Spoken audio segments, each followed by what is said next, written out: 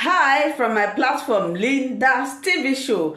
If it is your first time, you are welcome. Please, after watching this video, if you like what I'm doing, please subscribe, put on your notification bell to all notification. It is very, very important because it will enable you to know when I upload a new video. Here we upload videos on daily basis as it is happening. We are bringing it live and direct, undirected to you. After watching, you are free to criticize, you are free to say your opinion, but let us say it constructively. Myself, Linda, will be standing here watching this video together with you from the beginning to the end. Then we'll go to the comment section. I appreciate you all, my lovely subscribers, followers, those who comment and share this video as we watch.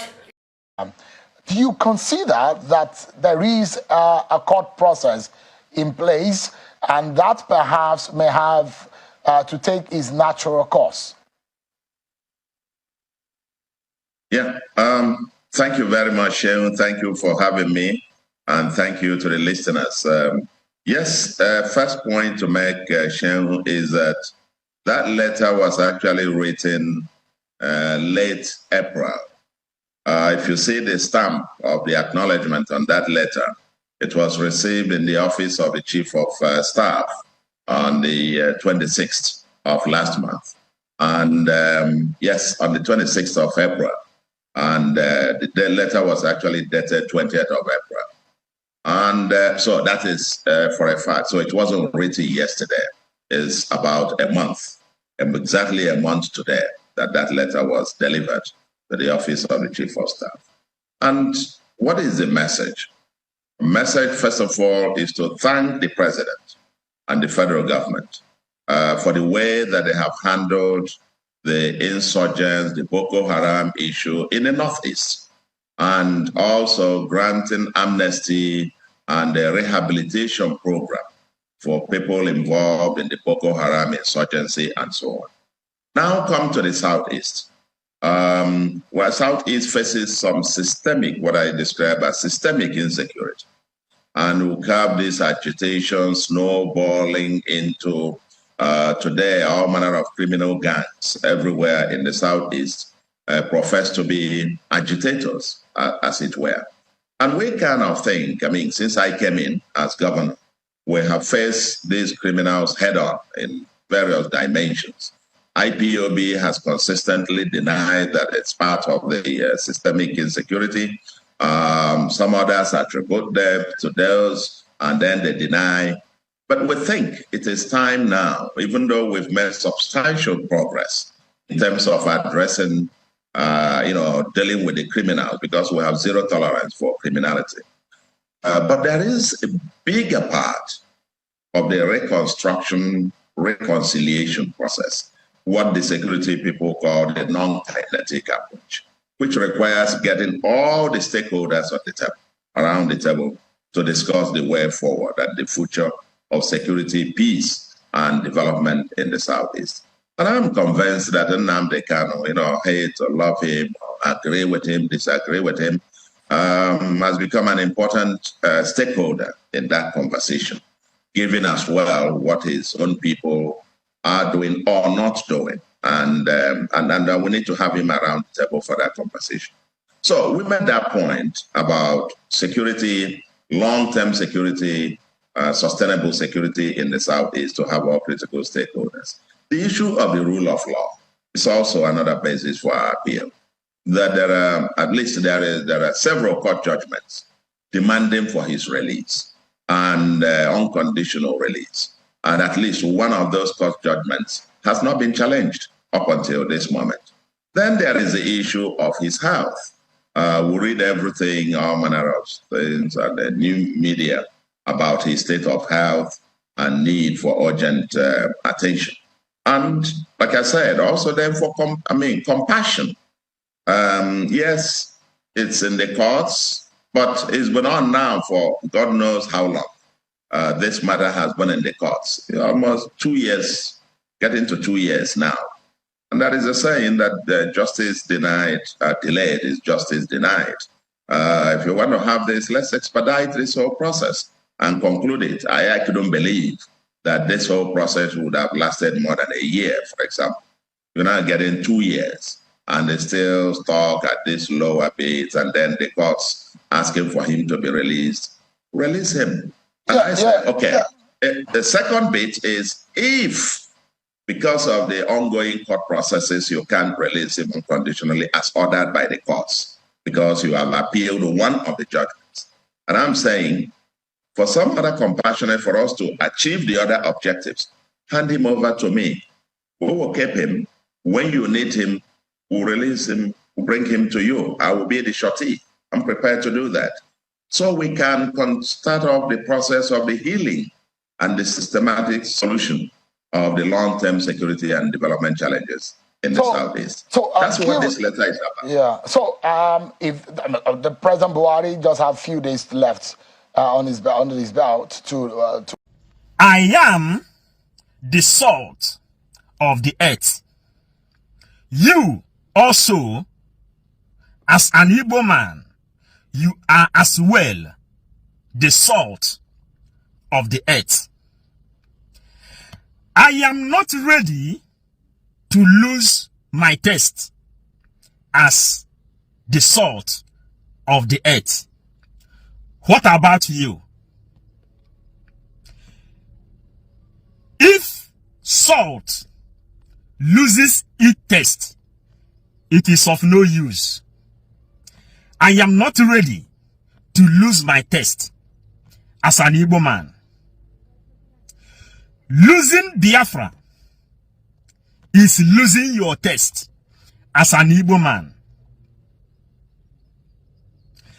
Tell the religious leaders, may this message go viral. Send this message to Chris Ayekinome. Send this message to Emobai. Send this message to Mbaka. Send this message to Ebubem Mwanso. Send this message to Kananarenze. Send this message to all those Olympic pastors, comedian pastors that promoted P2B. Tell them that we Biafrans, we Igbos are the salt of this very earth. And if salt loses its taste, it is of no use. We in autopilot, IPOB, under the leadership of Nnamdi Kanu, we are not ready to lose our taste. The PM, Simon Ekpa, has won an award, Ambassador for Peace. The universe gathered together and gave him the award of peace. The ambassador for peace all over the world. He is not losing his taste as the salt of this earth. Pastor, deacon, deaconess, prophet, prophetess, what are you doing when Simon Ekpa came up and take those things that belongs to you?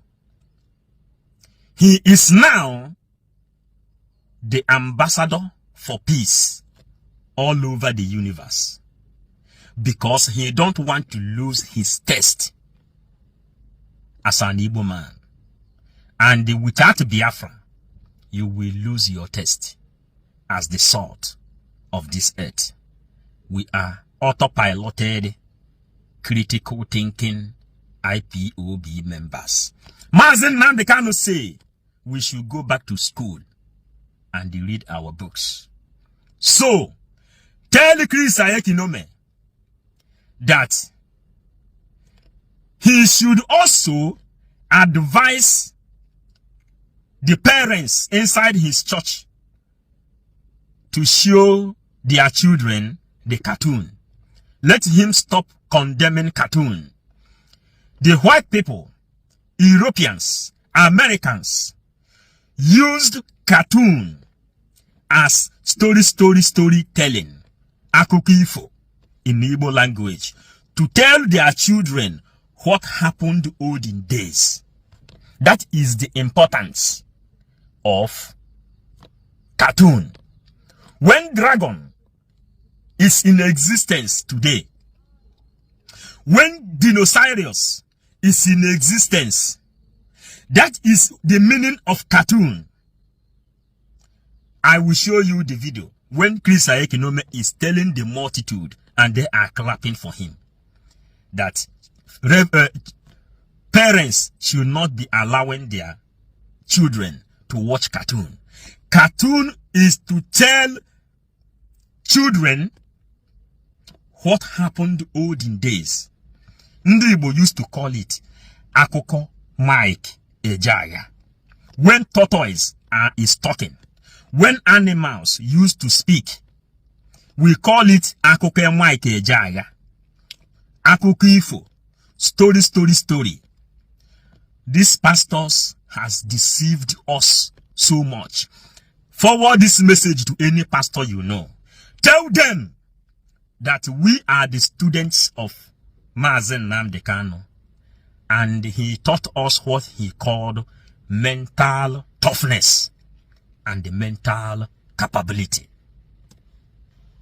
We are the salt of this very earth, and we are not ready to lose our test. Losing Biafra is... Thank you so much, my wonderful viewers, for watching this video together with me from the beginning to the end. Like I said before, if you like what you see here, if you like what I do in this platform, as you have finished watching this video, please hit that red button that says subscribe and put on your notification bell to all notification. In that way, you'll be able to know when I upload a new video. Share my videos, leave your comments in the comment section constructively. Until I meet your way again in my next video, I still remain your Linda's TV show. Bye-bye.